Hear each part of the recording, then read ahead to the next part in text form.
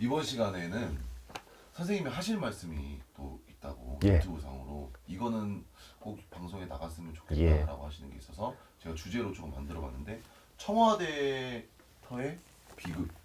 예, 청와대터의 비극 내지는 저주 네. 이렇게 제목을 삼고 싶은데요. 네. 그 주제를 삼게 된 거는 네.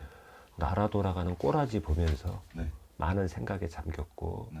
그래서 어떤 역사적인 문헌이라든가 이런 걸 살펴보게 됐어요. 네. 왜 청와대만 들어가면 청와대 들어가기 전에는 멀쩡했던 사람이 눈이 멀고 귀가 다쳐서 민심과는 동떨어진 행태를 보이고 결국엔 비극적으로 권력을 마감할까 그런 생각을 했습니다.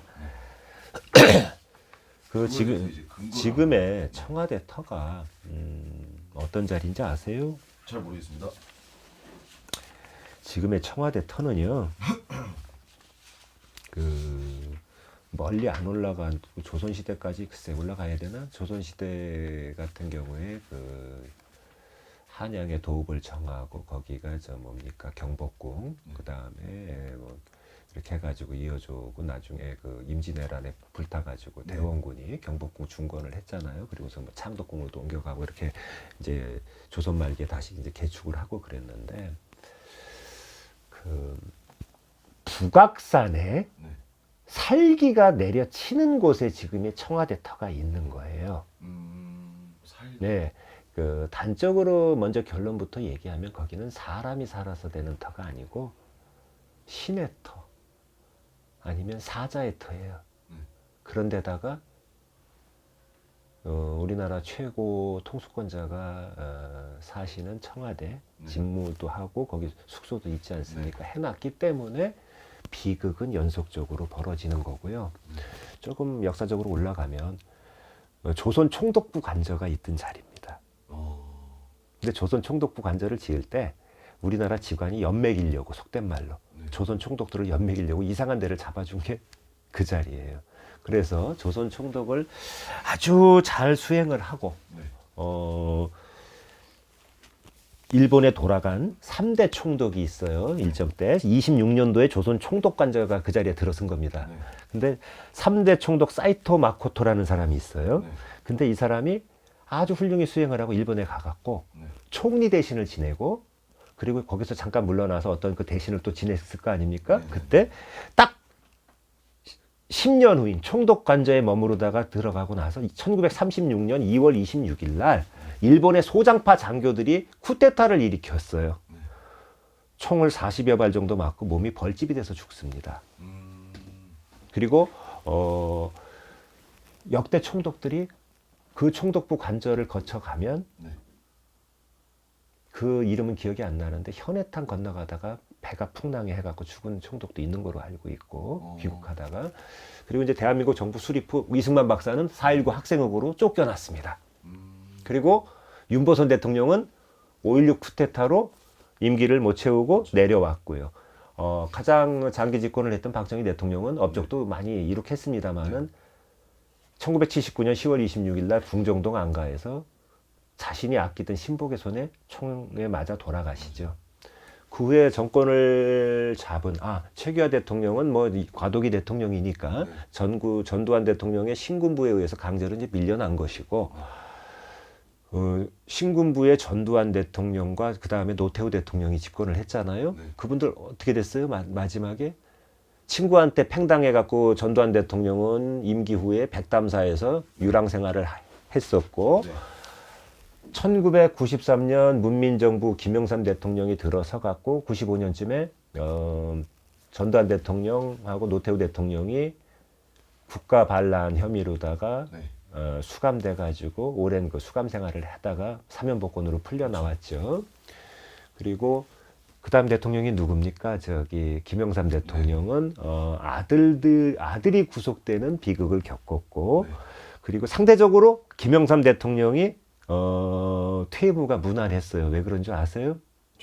외환위기를 내 원흉이라는 뭐 그런 비난도 받고 있습니다만은 그분은 단순 무식해갖고 저돌적으로 일을 벌였죠. 금융실명제든가 뭐든가 뭐 많았지 않습니까? 그 전 정권에 대한 처벌도 했고 그분이 그래도 비교적 온전할 수 있었던 거는 돈에 대한 사심이 없었어요. 그래서 시네터 사자인 터에서 가장 무난히 퇴임 후에도 지낼 수 있었던 겁니다. 그리고 김대중 대통령이 이제 다음에 들어오는데 그분도 노벨 평화상은 받으셨습니다만은 또 아들이 구속되는 둘이 구속이 됐었죠. 차례차례 그런 또 비극을 맞았고 그 후 노무현 대통령은 생을 퇴임 후에 굉장히 비극적으로다가 마감하셨잖아요. 네. 그 후에 대통령이 누굽니까? 이명박 대통령이죠.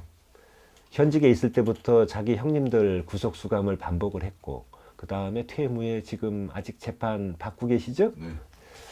비리에 연루돼 갖고 그리고 박근혜 대통령은 국정농단 사건으로 탄핵당해서 지금 아직 그 수감 생활을 하고 계시죠. 근데 저는 안타까운 부분이 하나 있어요. 지금 나라 꼬라지가 돌아가는 게 정치 비평을 하려고 하는 게 아니고 문재인 대통령이 취임하기 전에 광화문 시대를 열겠다고 그랬습니다. 청와대에서 나와서 뭐 저기 정부 종합청사 쪽에 광화문 그쪽에서 출퇴근하는 대통령이 되겠다고 그랬는데 경호상의 문제와 여러 가지 문제 주변의 만류로 인해서 청와대에 눌러 앉으셨잖아요.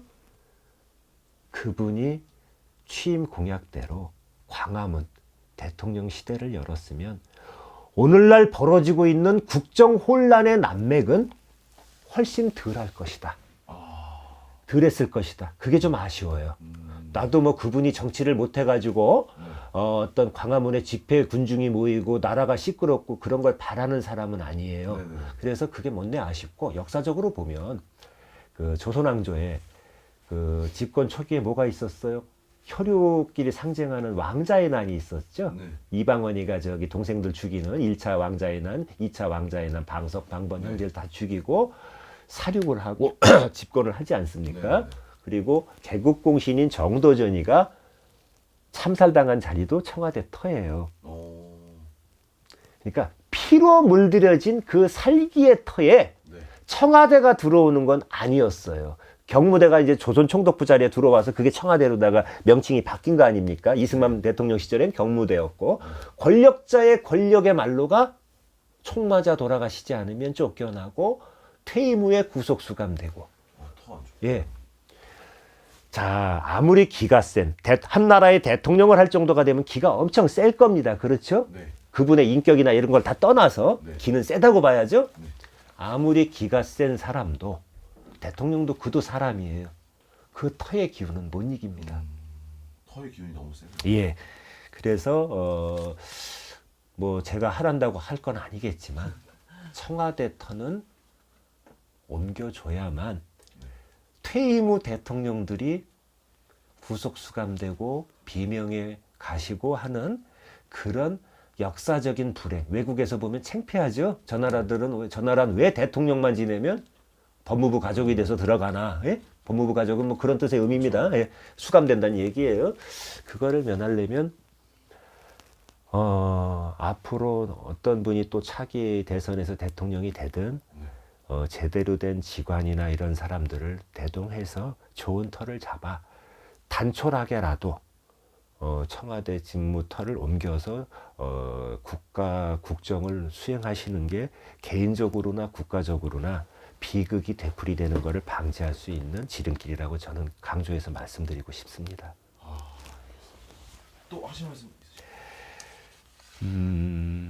잠깐만요. 그 터는 네. 신과 같은 사람이 들어가면 살아요. 또 인간은 다 결점이 있잖아요. 어떻게 완전 보면- 무결한 사람. 어떻게 보면 그 터보다 더 센 사람.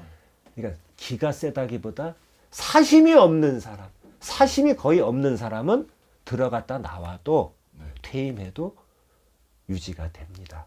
그러나 과연 권력을 쟁취하는 어떤 권력자가 사심이 전혀 없을 수 없다는 것은 있을 수 없는 거는 말이 어불성설이죠. 그렇죠.